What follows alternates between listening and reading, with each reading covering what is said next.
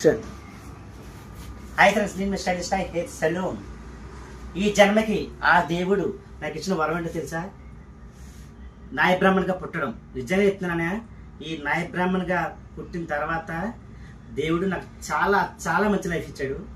ఒకప్పుడు తిండి ఉండేది కాదు, సొంత ఇల్లు లేదు, అద్దిల్లే ఏమీ లేదు నా దగ్గర. మాది చాలా పేద కుటుంబం.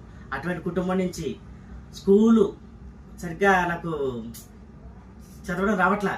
టెన్త్ చదివాను.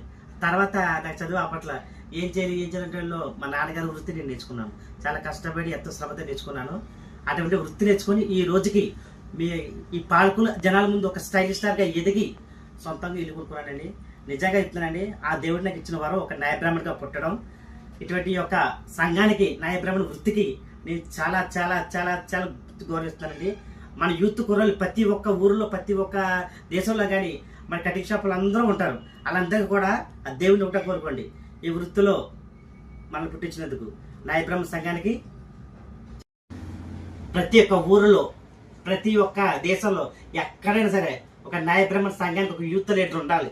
ఉంటేనే మన న్యాయ బ్రాహ్మణ సంఘానికి ఒక విలువ ఉంటుంది, ఒక హైప్ ఉంటుంది.